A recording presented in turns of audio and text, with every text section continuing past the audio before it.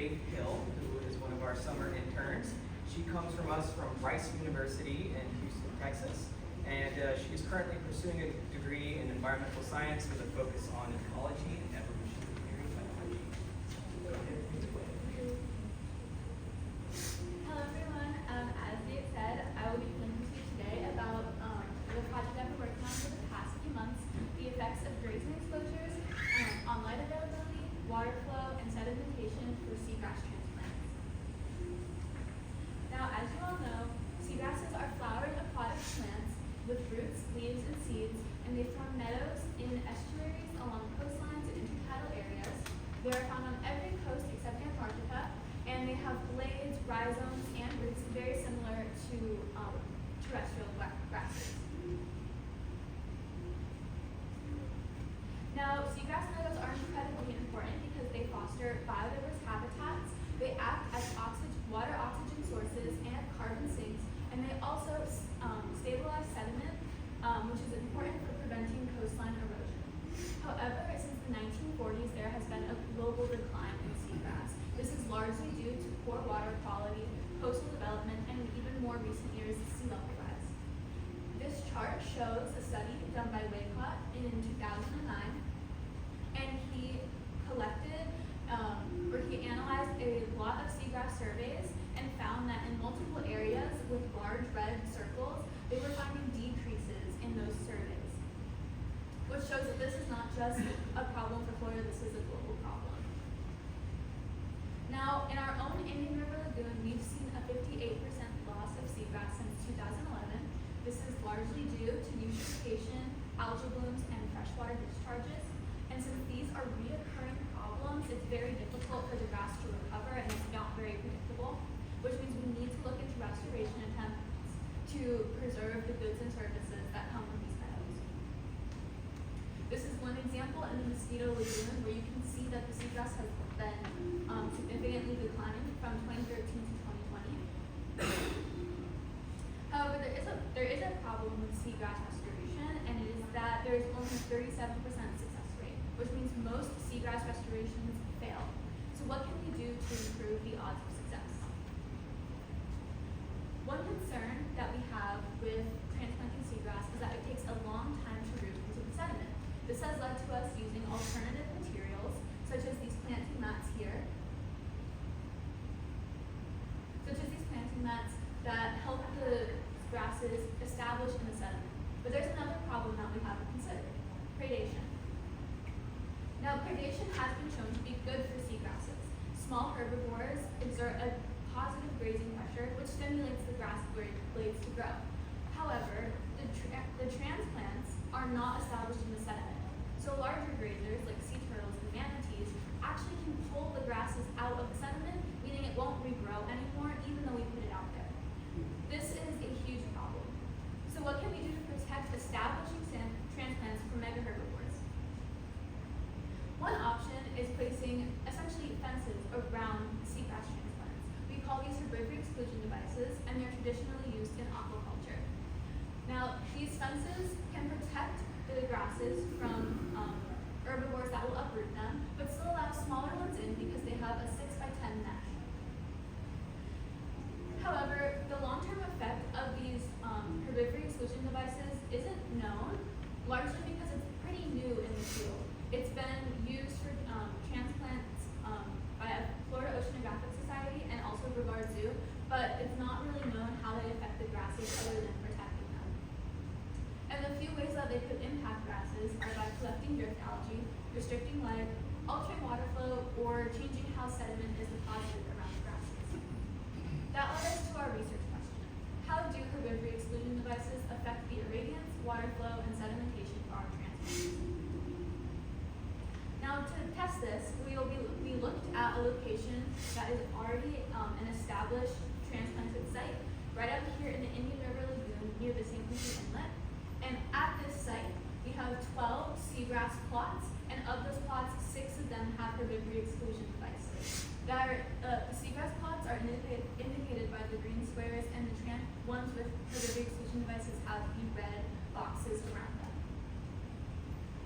Now, our hypotheses for these experiments were that, firstly, light availability would decrease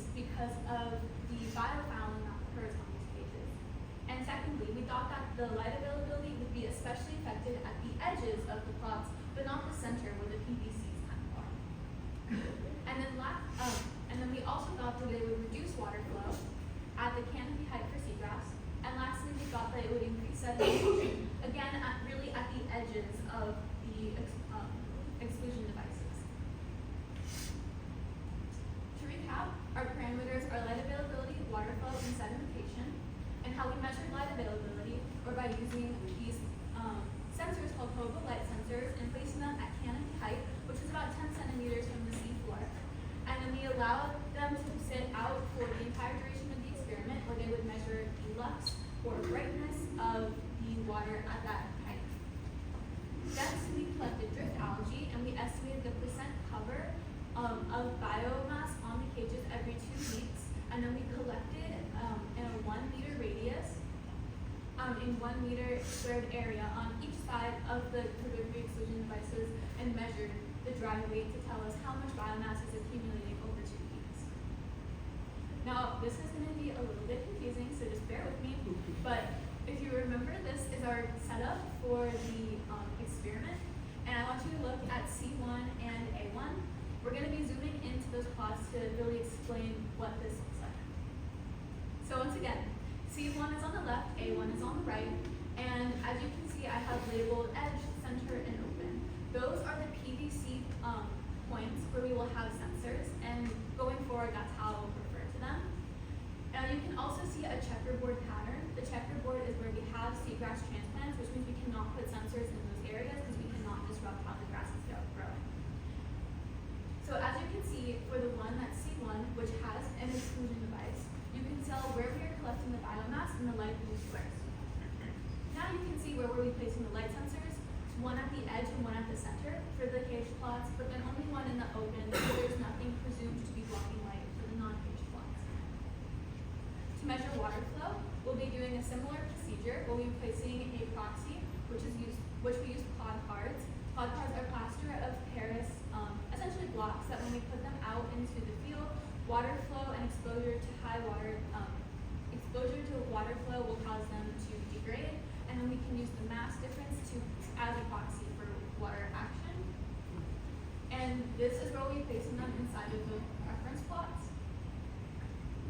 Lastly, for sedimentation, we'll be using sediment traps made with centrifuge tubes with funnels on top, and then those will measure, we'll measure weekly the dry sediment that accumulates in them to gauge how much sediment is accumulating at the edges, center, and then open plots. We ended up weighing the clod cards and replacing the sediment traps weekly, but we only did the biomass and estimated percent cover bi-weekly. Our results. For light availability, as you can see here, we saw a significant decrease in light at the center of the caged plots. However, the open plots and the edges of the plots actually had similar light availabilities. You can actually see that here, as the light blue, which represents the center, doesn't really have as many high peaks as the green and dark blue lines, which were the light readings for the open and edge sensors. Next, when we compared biomass to light availability, we didn't really see a correlation either by the weekly biomass collected by weight or the percent cover. As you can see, there are trends by the weeks indicated by the colors, but there's no real trend overall. These results led us to reject the hypothesis that herbivory exclusion devices receive less light at the edge, and also reject the hypothesis that this limitation of light would be caused by algal cover. As for water flow, we did not see a significant difference between any of the treatments, which led us to reject the hypothesis that herbivory exclusion devices reduce water flow. Here, to display this data, we essentially overlaid the original experiment design with the percent loss of clod cards over the course of the experiment. And as you can see, there was not any real trend here either. Lastly, was the sedimentation, and once again, the open and edge plots had similar findings, whereas the center had a significantly decreased average sediment accumulation. However, this one did have a higher organic matter content. However, the center also had significantly more organic matter content. This led us to reject the hypothesis that herbivory exclusion devices increase sedimentation around the edges, as we didn't see a significant difference. And then we also found that the center plots collected significantly less sediment. Now, over a long period of time, this may cause a sloping effect, but it should not be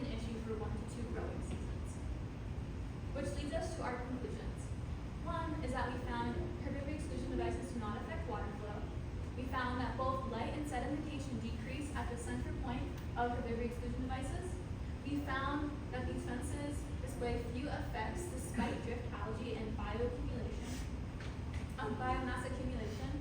And we also found that they are most likely adequate protection devices for 1 to 2 growing seasons. However, if we were going to place them out for longer than 2 growing seasons, likely more research should be done. Moving forward, we'd like to look at the difference between PAR and LUX, which is essentially light availability for photosynthetic activity versus the overall brightness, which is what we measured, and seeing if that has any implications or impacts on our data. We would also like to check if the organic matter increase we saw in the center plots would be a very important variable. And then we also thought, again, about the longer term sedimentation since we could see a significant difference. I would like to acknowledge the Florida Oceanographic Research Team, so Connor and Nick and Nate. And then also Megan at Harbor Branch. She really helped me out because she let us use one of her materials, so it's Megan. Any questions? Can we go back to the chart where you have all of the different cages and stuff? Yeah. This one? Yeah. Okay. Okay. So, C3, is that where the beach is? Yes, so see, right here is the shore, and then that is the deep, like that. And the river flow, or the flow would be across it? Or It's in the- top to bottom? The inlet would be south, so if you see the north arrow, the inlet, the water flow will be coming back and forth. Okay, so was there any, because C3 is closer to shore, was it shallower Yes. than the other one? So was there a difference? Okay, so it is shallower, and we did test if there was a difference by depth. Just by if there was a difference in water flow by depth, we did not find anything significant, so we didn't include it in the presentation. Okay, and then what were the sizes of the cages? They're 5 by 5 meters square, and then they're 2 meters above. They come like 1 meter and then another meter Okay. tall. There we go. That's it. Any others? Okay, great program. Have you thought of any potential reasons for why light availability decreases towards the center as you get further away from the exclusion fence? One of the reasons I was thinking is that there is also drift algae inside of the cages, and perhaps it gets trapped in the center rather than just on the sides. Whereas if it was an open plot, that would be brushed away, and at the edges, obviously it is stuck at the edge of the cage. So that was one possibility. Another is that there was just more biofouling in the center because each week when we cleaned the light sensors, we did notice that the PVC they were attached to also had sponges, algae, anything you can imagine growing on it. Yes. In your cages, did you observe any natural recruitment of either macroalgae or seagrass outside of the seagrass that you planted? So there is some seagrass. There is seagrass established around the more shallow areas, but that's not really related to the cages at all. I saw it. Yes. Did you happen to do a control for the light meter where it was on top of the PVC? The way that it was hanging, like that PVC or the drift algae that's caught to it could be shading it, and that could have potentially screwed. We haven't. Yes. The devices that you're showing here are all open top. You showed a picture before, which looked like a cage with a top on it.